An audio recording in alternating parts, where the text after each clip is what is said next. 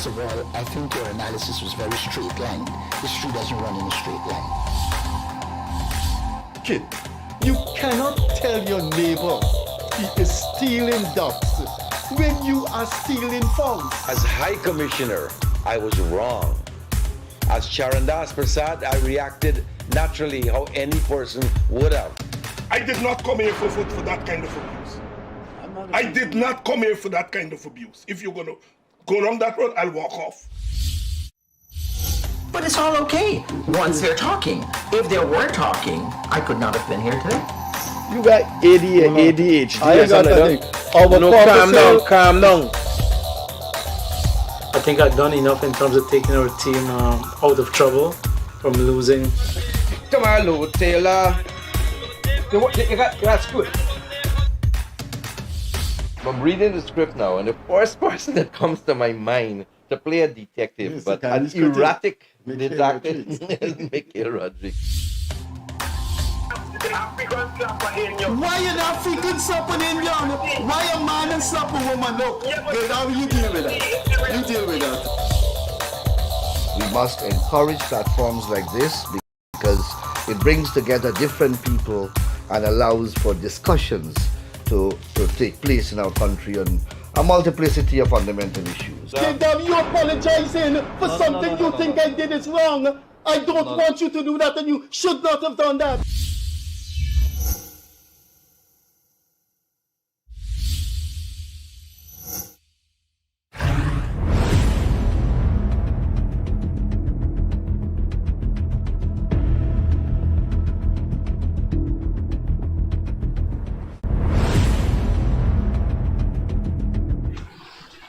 Hi, good evening wherever you are. Welcome once again to the Gildarie Freddie Kissoon show. I want to say good night to you, good morning. Hope that you're staying safe on the roadways if you're using it. It's been a long couple of days. The expo would have had us a little busy. We had hundreds, thousands of people there. We're doing flocking the National Stadium and the East Bank. I understand it led to some traffic backups and so on, but all is part of the show. Lots of stuff happening over the weekend. You had Jam Zone, there's car racing. I think one of the things I'm going to chat about that in a very short while. Again, very devastating to our country. We've been talking, Freddie Kissoon and I, over the last year, been talking about this a lot, about what is happening on our roadways. And it seems as if this weekend I woke up on Sunday morning to the devastating news. Our young people, 8 of them, died in horrific accidents. I just saw a video on the East Coast there. One of them that happened, I think, within the Unity area. Devastating. That was speeding and was that on the west coast or west bank of Demerara, Canal number 2. Parents were reportedly behind another car who happened to have their relatives, and that car crashed into a truck and then into some fence. Young people again died. I think 3 of them from that one vehicle. It's so devastating, and this is so wrong. Today I saw a video of a man slapping a truck driver. Apparently, I'm not sure how his car ended up there, but apparently the truck brushed him. The car was in a very weird position. There was a standoff kind of between the man, and there was some slapping passing there. Something is going on in our country. It's not that very good. We've been talking about it, and it seems as if deaths have to occur in this country before we see some drastic actions. Yes, the police have been taking action, stopping vehicles, but then you have it continuing because it seems as if we as a people, we're not taking care. Every time there's a death within this country that comes from road, it means that there's an economic implication or whatever you want to use that word. I'm just out of words here.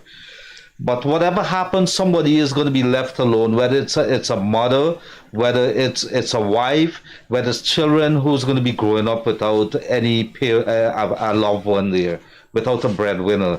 These are the things that are happening in the country. When young people die, we have got to look at our license system in this country and find out what is going wrong. How could a truck driver be getting a driver's license for a commercial vehicle that's a truck at 21 years old? What is happening in our country? In any case, this conversation will go on, and we're going to continue making those decisions, those bad decisions. We're going to lose our people because we're not a disciplined people. Tonight, we're going to continue our show because we have in the house somebody. I've never really met the gentleman, but guess what? I've heard about him. I've seen news and read news about what he's done for this country, and he's made, in the 80s, people would have remembered, the older folks would remember him. He had a big role to play when it came to the entertainment industry. We have got to map the works of our people within this country, tell the story about them. So when the history books, which are constantly being written, are being updated, these are the people who are going to be fixed up in them. Tonight I want to say good night to my co-host Freddie Kissoon. Over to you, Freddie Kissoon, and he is going to do the honors of introducing our guest. Freddie would have had a lot of knowledge about this gentleman. Good night, Freddie. Thank you, Leonard. I hope your booth I hope the booth you build in building your business at the Building Expo was a success. Very much of a success. My legs are hurting up to now. Okay, I heard it was a success. So good evening, good morning, good night, wherever you are. When we first started this program, we said our intention was to bring to Guyana and the world unsung heroes, also heroes who are not in today's consciousness of the Guyanese people, but they have made their mark and they should be recorded in the history books. So we have brought people who have made contributions, but you don't read about them, and they were making their mark 30, 40, 50 years ago. We brought into the studio a sculptor, a Guyanese sculptor who has a piece at the United Nations. Now you go to YouTube, you punch in Gildarie Freddie Kissoon show, Desmond Ali, and you will see what he had to say about his work and the piece of sculpture that he has that is still there at the United Nations. So that is what the show is about. Last year, when there was a CPL final, we still had a show because democracy is not for the majority only, it's for the minority. And when you have the CPL semi-final and final in Guyana, we will be here because there are people who look at this show that won't be at the cricket. So we will present to you tonight a famous name, a very famous name in the late 80s and the 90s. Now, if you think of anybody who is a household word in Guyana at the moment, Leonard Gildarie, I heard people went up to him and asked him, I like the show. If you know anyone who's very well known today, this gentleman was very much known in the late 80s and 90s for his contribution to popular music in Guyana. Now, as far as my memory is concerned, I'm not talking about individual like Johnny Baff and Eddie Grant. I'm talking about bands. I think Guyana has produced two bands that have catapulted Guyana on the world stage. Which of those two bands were more important in projecting Guyana may be debatable, and that is Dave Martins and the Trade Winds and Michael Fung and the Mingles Song Machine. Michael Fung's Mingles Song Machine may have the edge when you listen to what I'm about to say now. Oprah Winfrey has a private island somewhere by Antigua, and Mingles Song Machine was in Antigua, so she invited them to play at a party that she had. Former Prime Minister Thompson, at that time the Prime Minister of Barbados, invited Mingles Song Machine to perform for his government. President Desmond Hoyt checked into Mingles Song Machine when they were playing. In 1993, President Chad Jagan went to the National Park to hear Mingles Song Machine. This was a band and it will be resuscitated on September the 15th. This was a band that took Guyana by storm and traveled and performed the world over. We had Dave Martin here, and Dave Martin told us about the world that his band traveled in. And Mike Fung will tell us about the travels and the performances in Guyana and worldwide of the band that he founded in 1988 named Mingles Song Machine, which due to COVID went in hibernation. But Mike told us that it should be back in full swing in September the 15th. So, ladies and gentlemen, fellow Guyanese, wherever you are, the iconic man of the late 80s and early 90s, Michael Fung, the founder and owner of the famous band Mingles Song Machine. Mike, thanks for being here, man. Thank you, Freddie. Good night, Leonard. Thank you for having me. Well, the floor is yours. Well, folks, all and sundry, this show is, I must thank Freddie because we were speaking for months, planning this show. And I've passed the word out in North America and in the Caribbean. And the response I have tonight from all over, I have a cousin in Australia, and he says he's going to be listening. Simple, go to YouTube, punch in Gildarie, Freddie Kissoon show, and you will have it live. That is technology. We didn't have it in the 90s, in 91, 92. So I'm going to say hello and thanks very much, Freddie, and Leonard for having me tonight. Mingles Song Machine, we started. Yeah, tell us about, I understand you were in Jamaica, and you came back from Jamaica, and then the thing was born. Take us down memory lane. Well, I left Guyana in 84 to work in the islands with a company named Guyanese Synthetics. I was based first from 84 to 86 in Barbados, and then I moved to Jamaica, which is the head office. The 2 years I spent there, my job was traveling the whole Caribbean. So I hardly used to be in Jamaica. But when I was in Jamaica, my evenings would normally spend at the Jamaica pedestals, because then they had a Guyanese manager, Ellen Bremner. And there was a club called Mingles that we used to hang out at. During that time, I knew of him, Byron Lee, the late great, who later became my mentor. And we spoke in length about music. Can I just cut you? I'm not a violent man, so I'm not going to slap him hard. I'm going to slap him easily if he says no. Leonard Gildarie, do you know what Byron Lee in the Dragonese? Butterfly. Yes, so okay, he knows. I think you might pass me now, man. But go ahead. Go ahead, Am. Yeah, and in 1988, I returned home. And loving entertainment, I decided with my brother, started a club called Mingles. I named it Mingles after my club that they used to line with in Jamaica. It was located at 3rd and Albert Street.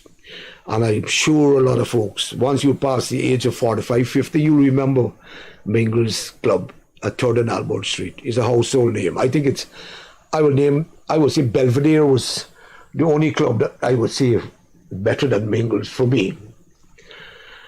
And we used to perform live. I used to have the local bands playing live on Fridays and Saturday nights. Bands like Mischievous Guys actually used to play there, but they would contracted by me every weekend. Byron heard about it and asked me, he heard about it, and he told me, he said, Mike, why not get your own house band in-house? I says, B, I used to call him B. That's a lot of money to start with. You got to get equipment, etc., etc. Band members and such. He says, have no fear. I will send equipment down for you. You start this band, Mingles. I said, thank you, go ahead. So I had to find a name. Those days, my group was Miami Song Machine with, what's the girl name again? Gloria Estefan. So I adopted the name Mingles Song Machine. We started the band.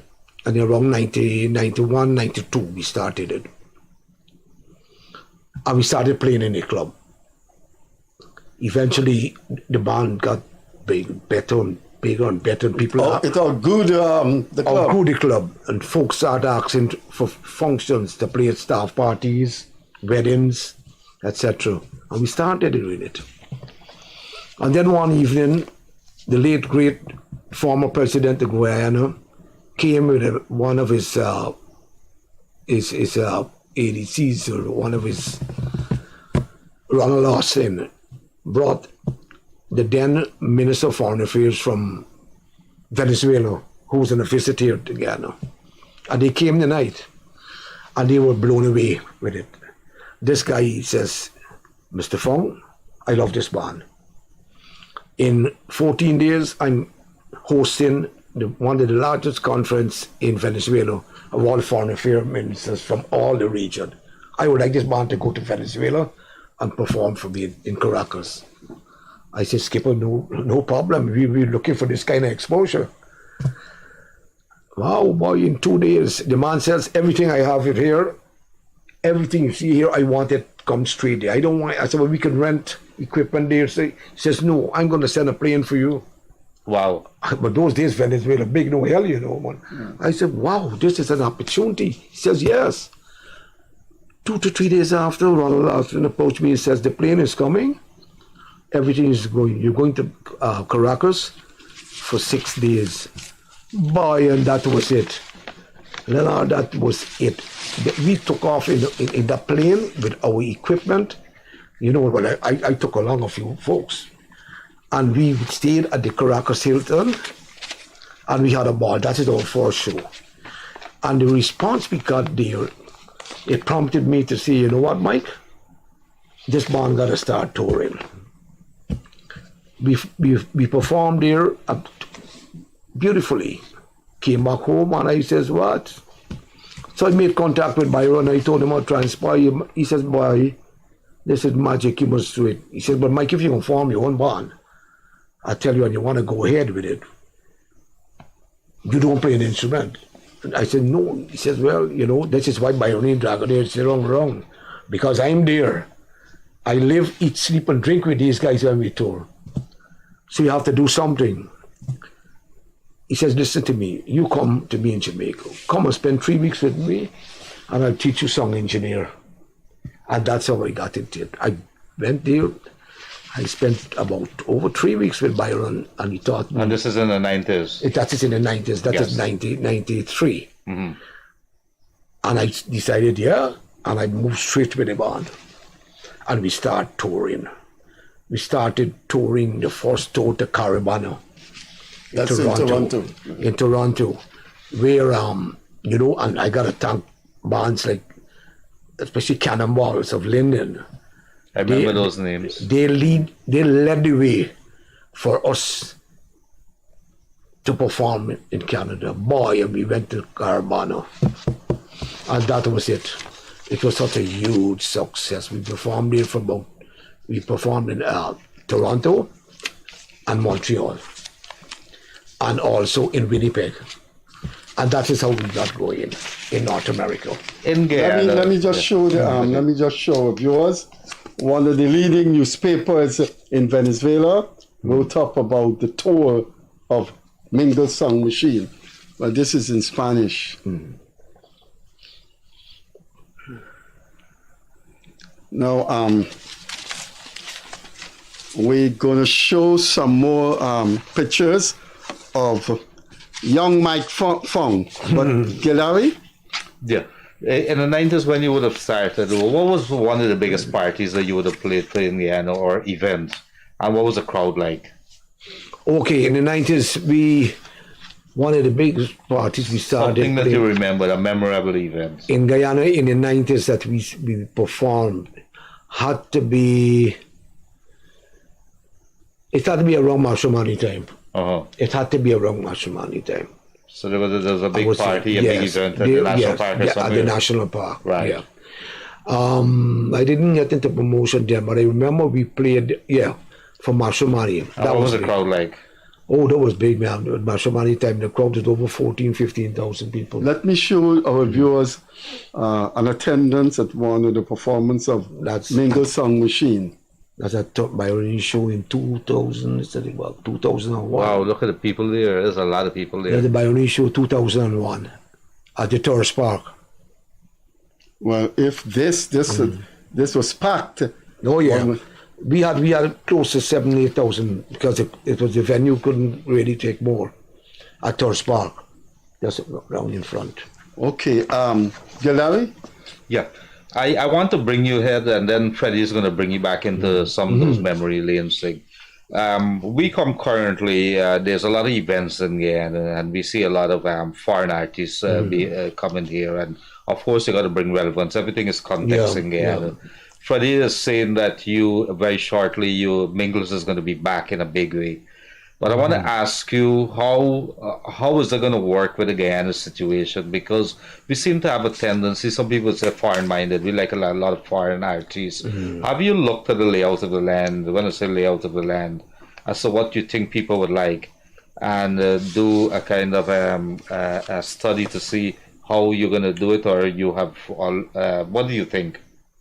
No, well, actually, I'm hoping to get, I spoke to the Minister of Tourism to get on the Cricket Carnival show. And it looks good to perform with the show, the Marshall Montano show. Yes. You have three, Marshall Montano, you have Shanisa, and you have Sean Paul. I also helped co-promote Sean Paul's show already. He was here already at Border with Maxi Priest. But I'm the first person brought in Maxi Priest too. Yeah, we talk about it. I have. But what I can tell you, Leonard, is that we needed to get these artists into Guyana for the Guyanese to really understand what is soca, what is reggae, good reggae. You remember years ago in the 70s, we had, when our foreign exchange was limited, we were not exposed to music, records, etc. because of our foreign exchange strains. We were not exposed to it. So the Jamaicans and Trinidadians, they had no problem with music. The only person that traveled and listened to bands in Trinidad and Jamaica so would realize it. So we had no real exposure. Thank God things came along, and Mad Baptiste, she had music. We had no equipment, no music. There's Matt's record. She's in We never had instruments selling in Guyana. So to start a band, you had to import. So as things changed, we were exposed to music from people bringing in records, etc. So we had to be entertained by these guys from Trinidad and Jamaica, which was very expensive. But we never had an influx of that kind of music until around 1992, when I started. I'm telling you this, I started that in 1992 by bringing Yellow Man. Yellow Man is the pioneer of reggae in the whole region. And I put together this show, together with JC's, at the National Park for $700 the entrance free. And we had people like Little Lenny, Yellow Man, Beanie Man came there, Young Beanie Man, a whole set of artists together with some Guyanese who were performing abroad in the States. And we put on a massive show there. I remember Yellow Man, Darling Wife. Yeah, that's right. Look, he had some remarkable songs. Beautiful song. And that is how it started to move. Now, presently, we have a lot of Guyanese musicians that are talented. Our music, you see, I know some songs that were recorded here. If those songs were recorded in Trinidad, so they would have been hits. I'm telling you this, would have been hits. But the Guyanese now starting to get accustomed to it. I'm not saying that they're foreign-minded. We have Guyanese here that perform, that dominate the crowd. Look, you got the One Guyana show coming up on the 9th. It's over 20, 25 artists, local artists going to be there, and people of class. But we need it, we still got to come out of this foreign setup. But you need a foreign artist to hold the show, because Guyanese, the Guyanese public, they listen to a lot of Jamaican and Trinidad, so-called Jamaican reggae. So you have to bring it to expose the Guyanese. I'm hoping to start on the 15th. I'm starting on the 15th with a brand new Mingles, which is bigger and better. We have a surprise for this country. If the operator is hearing me, for our young generation, let's have a taste of Mike Fung and the Mingles Song Machine. If our operator is hearing us, could you give us... West Indian posse! We talking to everyone in the house tonight. And we want to see the sign. We want to see the sign. Coming out from Joshua, Guyana. The Mingles Song Machine. And we want to see the sign for each one of you. From the left to the right. And let me see the sign.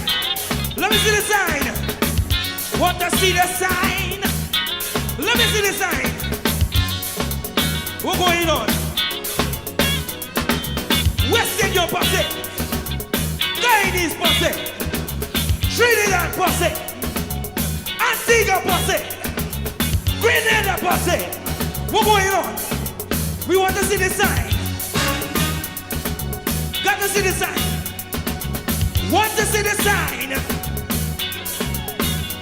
Carnival for me is a must you see.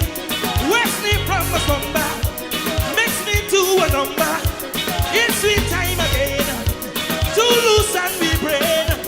Find myself a partner just to ease the pressure. I don't want to sleep. Oh no, tell me what you're waiting for. It is time to hit the floor. Say, I don't want to sleep. Tell me, baby, it is time to feel the heat. See me jamming down the street. The carnival of boat. Time to rock the boat. Come on, get in line. Jiggle the party time. Carnival of boat. Time to rock the boat. Come on, feel the heat. See me jamming down the street. Hey, don't rock the boat, baby. Let me drink the rum. And have me some fun. Set me soul on fire. Let me take it higher. When I start. And that was fantastic. The dancing in those days, Freddie Kissoon, is somewhat different from what you would see the performance. It's a little more reserved back in those days. But it was interesting to see the kind of energy coming out and the kind of love that people had for those kind of music. Mike brought me back a little there. You know, I remember you talk about the limited foreign exchange. So my grandfather had a radiogram. You remember that radiogram? And that turntable, it used to play what you call LPs. I think if you tell the kids now, and the 45s. And we had Eddie Grant. We had Jim Reeves. I remember, I think they had Babylon Canton. It was very late in the 80s that she really became popular. But where was that? Please Tell Laura I Love Her, all those kind of songs. I remember being introduced to Eddie Grant very, very early because of the radiogram. But I agree with you. Son the Popo was a big one. Every time the grandfather and the grandmother, they had a party on the weekends and the uncles came, Son the Popo was a big thing. So there was some kind of passage of those kind of artists onto the Guyana scene. But Freddie, I think, I'm not sure you know what Son the Popo back in those days. Of course, I explain you. Look at a young Mike Fung with one of the leading artists the Caribbean has ever produced. The man on your left here is Byron Lee. Now there is a young Mike Fung with Byron Lee there. And you see who's next to us? That is... You recognize? Pancho Kiru. Yeah. Those are the guy. Now anybody growing up in Georgetown in the late 60s and early 70s, there is soul music, there's Otis Redding, there's Calypso in Trinidad. But the man who put the Caribbean on the map with music before Bob Marley emerged was Byron Lee. Byron Lee has remained an icon in the Caribbean. Now here is the famous Byron Lee that most of us who are over our 60s would know his music. Now, Mike, I want to ask you something, and I'm getting into a sensitive area here. But it's all history. Byron Lee is a Chinese Jamaican, and I'm wondering if he said to himself, I want to create a Guyanese Chinese artist like myself. And so he protéged you, funded you, and helped to make you what you are. So you think the Chinese thing came in? But to be honest, I was called for years the Guyanese Byron Lee. Right? We got close because I understood the music and he taught me to be song engineer. And then there's a Chinese thing. And well, because we mix up, his father's Chinese and his mother is mixed with Negro and Indian and whatnot, his mom. And his father's a Chinese. My father's a Chinese and my mother was a Waldron mixed with Negro and Indian, right? And my father was Chinese. It's a similar part. It's a similar part. It's a similar mix. And then you became the Byron Lee of Guyana. They still call me the Byron Lee of Guyana. But he was my mentor. He taught me so much, folks, not only in music and everything, in business too, because I was in marketing. And, it's true, this gentleman, I won't forget, in 2007, when Digital landed in Guyana, I got a call from the big ones in Digicel in Jamaica that Mr. Byron Lee recommend we speak to you to look after the launching of Digicel musically entertainment. I felt so good. He recommended it. I did it. We launched Digicel at Torres Park. Then we went to GCC Ground Border. And then we did the famous Akon show at National Park. Yeah, you remember when he was there? It was a big... So that, it came full off of history, man. Man, and these guys, with this gentleman here, Terence Pancho Kuru, he taught me a lot, boy. He brought me into music. Well, he would have been on the scene when we were all young. Oh, yeah. Combo 7. He performed for Combo 7, what you performed for Mingles. There is one of the famous names in music when I was growing up, a household name. Terence Pancho Kuru. There he is there, looking to Mike Fung.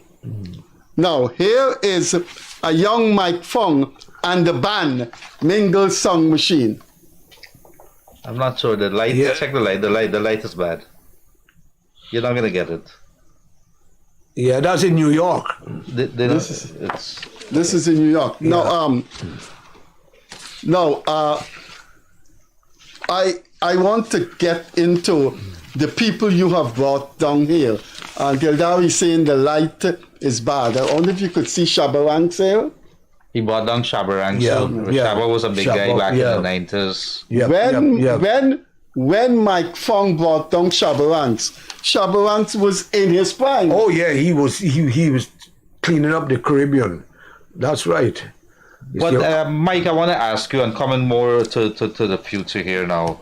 The world of music has changed considerably. When we were back in the 80s and so on, you listened to the Eagles and Foreigners and so on, and then Journey. These were top bands that I really liked. And then moving on to the 90s, what we would have seen.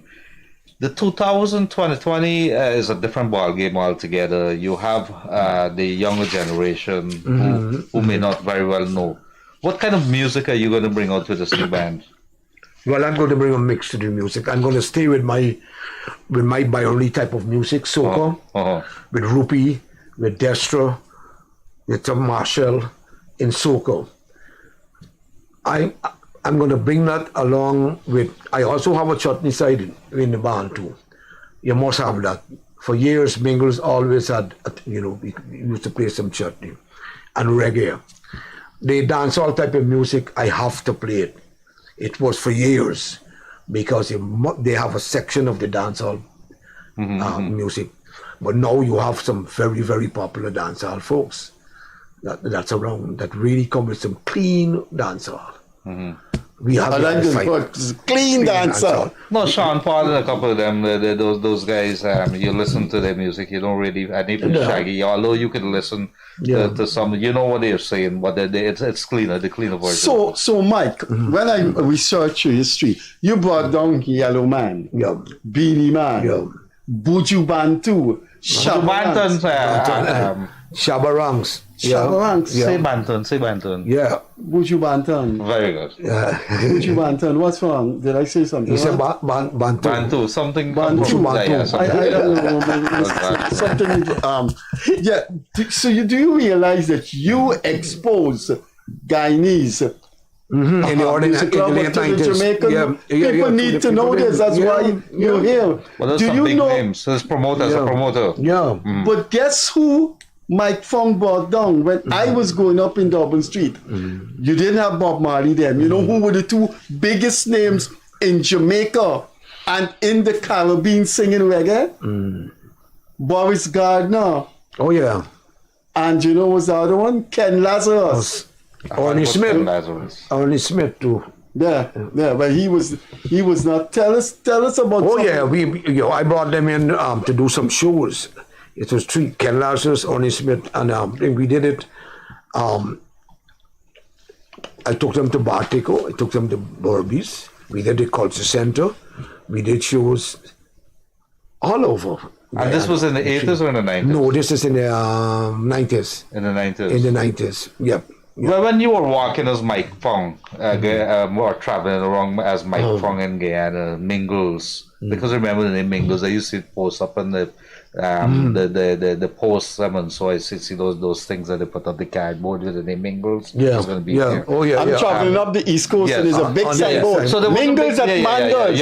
Mangles was the lumberyard. That's right. You remember that? Well, when you were walking around as Mike Fung, what were people saying to you? How did they look at you? Were you a celebrity? Of course he was. Well, he was a sweet boy. We'll come to that. Sweet boy. I was a celebrity. I was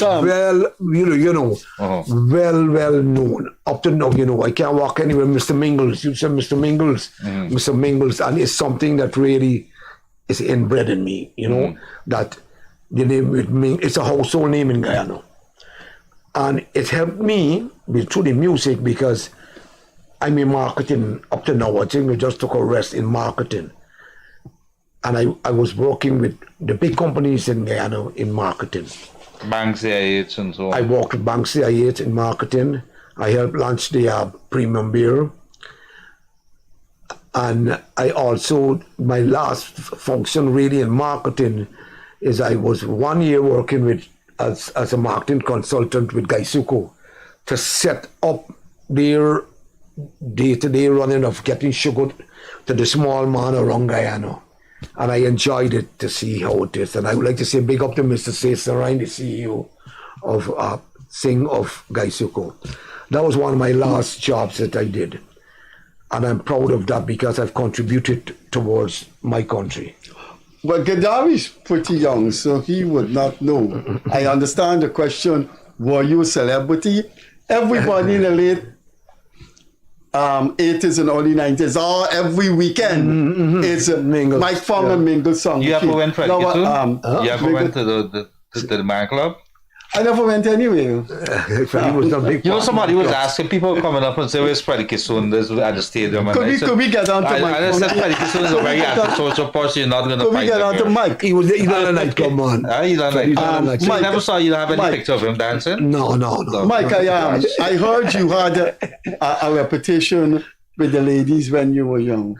No, but I won't comment about that really. Oh my goodness, you know me, right? No, I used to. Well, we had Bernard Ramsey, and he said he did. No, but I had my days. I mean, I can't complain. I'm presently still married, but I had married once before. At a very young age of 1969, when I was in music. But not with Mingles. I started with a band named Gemtones Combo. I know you were up street. Yeah, Gemtones.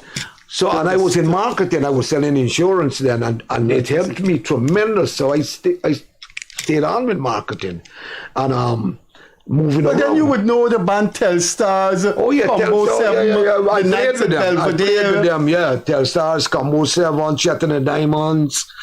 You would know Johnny Braff. Johnny Braff was very, very, very, very close to me. Very close to me. Are Johnny the Braff. Guyanese promoters, Mike, when they have these big shows, are they veering towards hiring the local bands? Are you seeing a reluctance there, or are you seeing that they're happy to? No, I won't say that they're not hiring. They do. All the shows, I must say, the hits and jams, they always have local artists on their shows. Mm-hmm. I must compliment Roland and Corinne. They always have local artists on it. But since the COVID, it changed everything up. If you notice that when they have a show, they always have 1 or 2 local artists, Tamika Marshall, etc., on their shows. They have to have it. They believe in it because it's the local artists that really push them up, you know. But they're doing a tremendous job. They're doing a tremendous job in enlightening the Guyanese people. Go on, just let me cut you. You know what he did? Gildarie did for a man, and he has to do it for you. There is a man, very famous, talented filmmaker in Guyana, named Mahadio Shivraj. And when Mahadio Shivraj was launching one of his films, he gave him free advertisement. He has 4 screens up the East Bank, those big, huge screens. Oh, you So he has to give you what he did for Mahadio Shivraj. He has to do for you for the launching, the relaunching of Mingles. Mingles has served this country, and you have served this country in the cultural area. So when we finish here, you will take his number, and right now you extract a promise of him that what he did for a talented filmmaker, he must do for a talented musician. Most times when Freddie Kissoon call me or anything, I could bet the bottom dollar the next day I'm going to be out of money in my pocket. So Mingles is launching. Just get your... His boys will do the graphics. And now, you performed for the invitation of Oprah Winfrey, Barbados Prime Minister Thompson. You have traveled, I would assume, just as intensely as any Guyanese artist, Johnny Braff, and the rest of them. But I would think Mingles Song Machine probably outdid the Trade Winds with Dave Martin. You've probably performed in more countries and over a longer period of time. Tell us about being on the road. Oh yeah, well, that was fantastic. I mean, we traveled to when we go to Carabano, we go to Winnipeg, which is in Canada. In Canada, we go to Winnipeg, and we also perform in Montreal. We spend a Monday, then we move over to New York to perform for Labor Day. Well, that is something else. I'll have to tell you about that, the Labor Day time. Tell us. Yeah. When we leave New York, we normally we go up to Baltimore, we go to Atlanta, and then we come back to New York to perform. But the biggest thing I ever experienced, folks, was Labor Day on the Eastern Parkway in New York. It is something, the amount of West Indians here. We performed for Lapakan, right, on the road. This is no joke. It's over 40 to 50,000 people behind. Screaming for you, screaming. And we were playing. I will never forget this. We jamming, but the police, they got their law different. At a certain time, I think it was about 7, 8 o'clock, because the place bites till at 8 o'clock, music must stop. Boy, and we had to stop. But you know, being Guyanese, we didn't stop a pop. And the police tell us stop, and the people on the road, I'm telling you, keep shouting, no, we didn't stop. They threatened to lock us up. I say, well, I don't mind getting locked, because I know the lockup is not jail. The lockup is just a time. Freddie would know that. Why?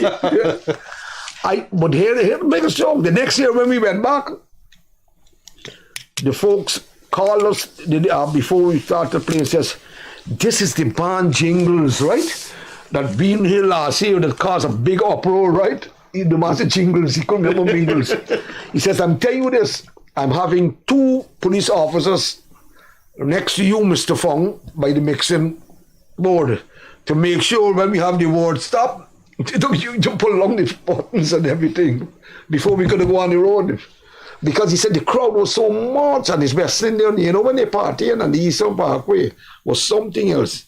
But that's the highlight of my North American trip, playing on the Eastern Parkway. But we played in clubs, Woodbine Club, a lot of clubs. Is there an original song that Mingles would have produced? Yes, they made a CD. That the Guyanese people would know, the older folks would know? Yeah, we, through Compton Hodge, you saw him earlier, Umbrella Party. A lot of Guyanese know it. We have one called Slow Wine. But we recorded a CD, but 2 CDs. But you know, those days, Guyanese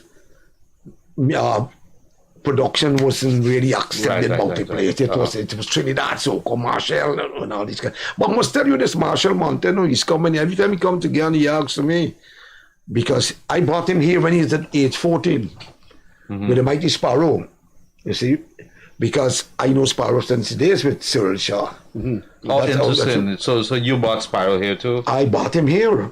After Cyril Shaw, I was, my first wife was Cyril Shaw's niece. So all the shows that he did, that's how I got into music. One was going to Saints, all the shows he did at Strand, the Luxon Globe, etc. I was on front seat because it's Cyril Shaw is the promoter. And that's how I got into it. I bought Sparrow, and Sparrow brought along Marshall at age 14. So you know the music scene. You know what he reminded me of? There was a big promoter in the United States when Mike Tyson was at the height of his career. King. Don King, right? With his crazy hair and everything. And whether you could hate him or whatever, Don King, the guy knew how to make money or how to put on the show. So I presume you know all the buttons with to push. Freddie Kissoon, remember a guy named Sammy Davis? All the folks would know that song, Let Me Roll It. Is that the song? I wish no, that's not Sammy Davis. That's Sammy Bash. Let Me Roll It.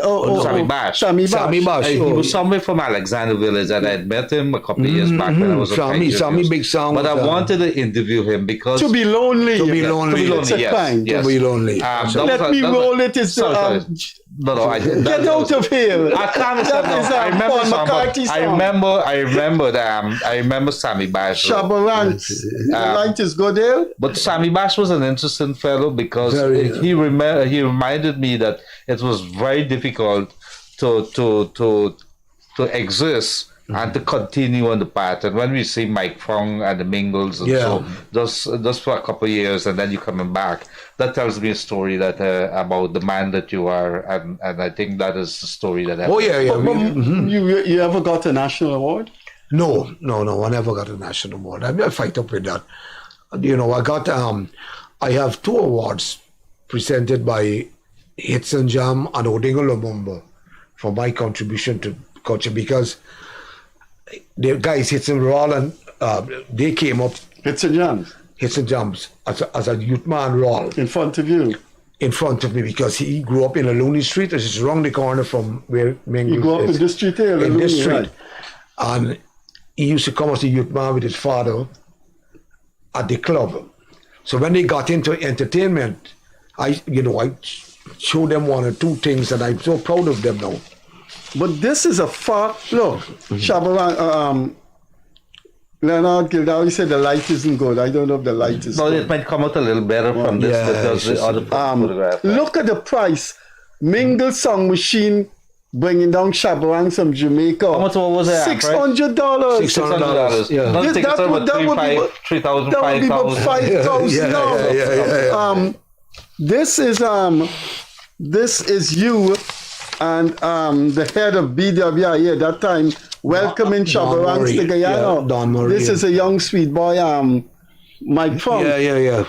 But you know, Freddie asked a question if the man received a national award. Sometimes I wonder, how do we choose these people that they got to receive? You hear some persons, and then when you go to the National Cultural Center, you stand up there, and you want to know, what did these people do? No, but Mingles Song Machine is the most successful band in history. I must say that. Trade Winds was a small band, guitar, bass. The Mingles Song Machine had brass, had Dave was more in folk type of music. Yeah. But you were you stretch across many genres. Yeah. You You ever went out now, because I'm not a nightclub man, I know Gildarie is. Because I've never seen Mingles perform, do you ever did at a certain section of the performance, you switch over to soul and Yeah. We play because remember we play for weddings, birthdays. Your band remind me of the American group Chicago. Yeah, if you leave me now, remember that? Yes, Leave me now. I know that one. He knows that one. I know that one. So sing it. Sing it. If you leave me now, you take away the very. I'm gonna go start with Sammy Bash. Yeah. Could you find him for me? Where is he? I'm gonna try and locate him. Sammy Bash was a brother of that famous girl that was killed, Dolly Bash. Yeah, Dolly Bash. She was a dancer. I have to find him because he was he lives in Suriname. He gone to Suriname. Yeah, he lives in Suriname. Well, he would have been a nice, good person. Oh yeah, he performed for me. The song that he sang To Be Lonely. Yeah, it was really. It was a strange. It was a strange song, but I think it went #1 somewhere along. Oh yeah. Right. He sang that song for his girlfriend. His Dolly, I think. Dolly was. Tell me something, Mike. You would have met Vivian Lee in those days. Oh yeah, in the younger days. I know Vivian Lee. I met him up in Canada. I think he just died the other day. Yeah, he died a few years ago. Yeah. He died in his 90s. Yes, that's right. That's right. Yeah. Vivian Lee is who started Johnny Braff. But in the days when I was with Jem Tones, we had Ray Seals and his father in Robb Street. But they were only people that had a little bit back equipment. a long time. You're dealing with a music icon here. I want to say something if you maybe have the opportunity Shut to your reach mouth. I would Shut say your mouth. Your billboards have to promote the resuscitation of Mingles. If you to reach, and I know I always ask people this because sometimes we talk and we always complain. But there's always an opportunity. The president is around the place, and I think he listens. If you to meet with him and says, "Sir, I would like to make some recommendations to you for the furtherance of the music industry or for the promotion of our local artists," what would you say to him? Well, I spoke to him. Last time I spoke to him about music was when we had a boxing, of which I'm the marketing manager of the Guyanese boxing board, at the stadium when this guy, Dari, fought. And I spoke to him. But a lot of people don't realize that our president knows about music. He can play guitar. He plays guitar. He can dance too. And he can dance, but it comes from playing. He's a road man. He's a true road man. And I have, when I launch, I know what I'm going to do. I'm going to give him a by-only type of thing, that whenever Mingles play, he's going to rehearse a song, and he can play the guitar, and he's going to come out and move on the stage. But he's a road man, you know. I was planning for him last. I had a dance floor screen right down there. So when Mingles is launched, I wanted him to dance. When Mingles is launched, you're going to invite him. There was a Byron Lee song that swept the Caribbean. Is that not a Byron Lee song? Yeah, Tiny Whiny, come from country. That is Byron's personal song. He wrote it, Tiny Whiny. It was a big hit. That's his song. You know the dance that Freddie? You're going to play that. You're playing that in the future now? We play it. That's in my repertoire, always in it. I always give credit to Byron. I have a medley of songs of Byron's music that he plays. Well, he plays a lot of covers.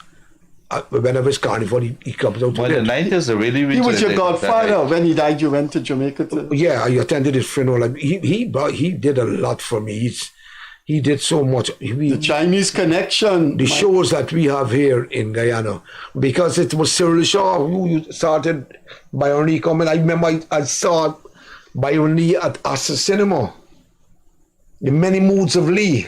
That's what they call the show. Years ago. I can't let this program end without an incident. And I am going to try my best to use careful grammar, diplomatic grammar. I want to tell the viewers, this is a road man, like how you were saying, the president, on the Bobby's Ferry. I'm going to be very abbreviated.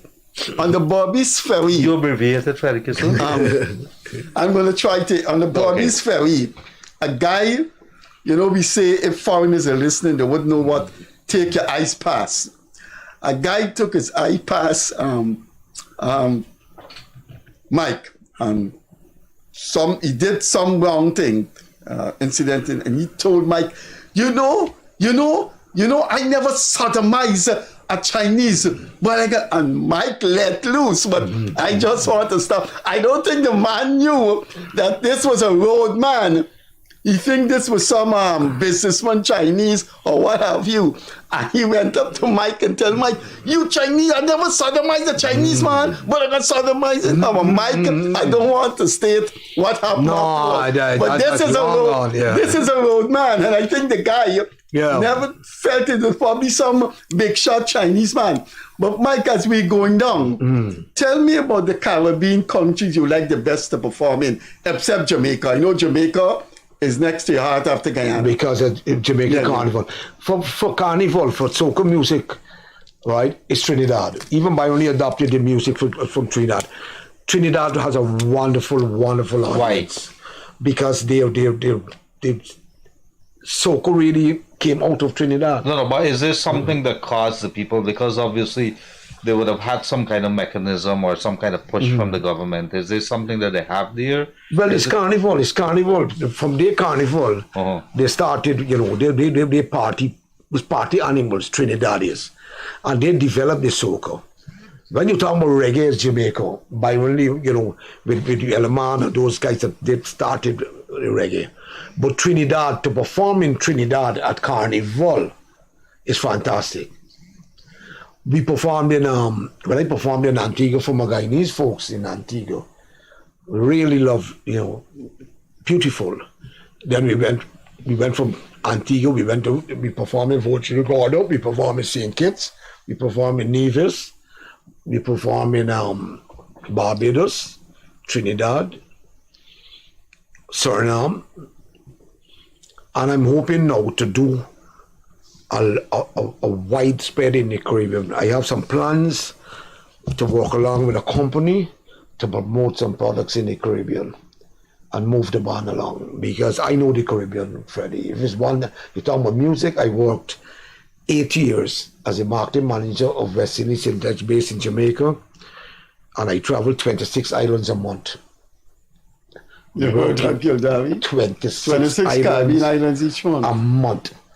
Going all up to Bermuda, Bahamas, Belize, in the British Virgin Islands and the US, you have islands that Montserrat, the same Virgin St. Martin, every single Aruba, Bonaire, Curacao, the ABC. Yes, to the entire Netherlands. The whole place. And so they know me, and when I get into the music with that, and that is why you see I back now. It's a karma for me with bringing back Mingles now, because it's Mingles that really pushed me in Guyana and exposed me, because through the music I was able to move in marketing and do my own stuff for it, and this is why I want to start it back now, and I'm going to give it. I don't have not a family here, but all my families are back. I'm pretty glad to hear that, Mike. Freddie Kissoon in closing, and I must say this is a walk down memory lane. I want to ask you, Mike, so we're going to expect at the Pegasus, at the Marriott in Berbice, on the weekends, on the holiday weekends, Mingles will be playing? Well, what I'm planning before Christmas is to do 4 shows. One in Linden, one in Essequibo, one in Berbice, and one in Georgetown when I'm launching. I'm going to use a chutney band and Mingles and move about and perform with it, because Mingles is well known in Albion, Port Morant, Skellon. I never forget me performing a rice band in Skellon, boy. And if you see people, Freddie, a rice band, the acoustics, we had to break down doors to get the acoustics right. Yeah. Which part in Berbice was that? In Skellon. In Skellon, right there. I think GRDB had a band or something. Yeah. All right, we're out of time now. Mike is going to walk down. Mike is going to walk back the years in the coming months. Oh yeah, absolutely. Well, before I close, I want to say this, Mike. Leonard Gildarie has to promote you on his billboard, and you have to tell your accountant from now on, that anytime Mr. and Mrs. Gildarie comes at the show, they're allowed in. I didn't know you have those, which one, the ones with Houston? I mean, at Houston, at Petersall, at Diamond, we heading across the river, Yeah. East Coast and so on. But Freddie Kissoon has become the marketing person, apparently. for I'm the marketing, company. He not invited your himself to thing. become the I'm marketing. marketing my friend thing, Mike Fung. Ladies and gentlemen, it was a walk down memory lane, and it was always a pleasure to talk to our people. The 80s would have brought some people, some iconic folks in Guyana, and we have to sing their praises. We have to talk about them. We have to write the history books on them because, back then, no computers, and so at least not in a big way. Now that we have it, we have to tell the story about those folks, and it's always good to talk to people like Mike Fung of Mingles Sound Machine, and Freddie Kissoon did a good thing here because he brought back some memories for me too. I would have remember Mingles, never probably went to the I know party. you remember Sunday. I probably would have been, yes, I remember Sunday Popo. It was a big thing there, and Electric Avenue with Ed Grant. My grandfather had those LPs, and so I remember that, and those were the heady days because you could bet your bottom dollar that any Just 30 holidays, seconds. I want to ask you one, Freddie. Yeah, sure. What? Do you remember what was the biggest Indian artist, the show, and where it was? Babylon Canton? No. Lata Mangeshkar at Queen's College. No, National Park. You have your right with Lata Mangeshkar. She would have drawn. And I was part of that show in promoting it. The great Lata Mangeshkar. She's still alive. Over 20,000 people at National. Her sister Asha Bosley is alive. Yes. The first 15 to 20,000 persons attended a concert in Guyana was Lata Mangeshkar. Over 20,000 people at National Park. Ladies and gentlemen, there you have it. A man who would have played such a major role, such a massive role in our entertainment industry back in the 80s and definitely in the 90s. You cannot, you should not, if you were from that era, you could not have missed the name Mike Fung and Mingles Sound Machine. And it's a pleasure having you, sir. And I hope as Freddie Kissoon and myself say goodbye tonight, that we implore you, that we beg you, let us be careful on our roadways. It is crazy. I think I'm going to have a look back at our campaign with regards to our screens, and I think we did have a call from a major businessman today, and I said, every ad that you pay for, I'm going to match you 1 for 1, because this is something that is really aching my heart. I went to bed very late on Saturday night. I woke up on Sunday with that devastating news. I saw the video of the speed with that car up in Unity, and then across the river, mother and father would have probably seen the relative crashing into that truck and hauling the bodies out from that train or from wherever it ended up. It is heartbreaking.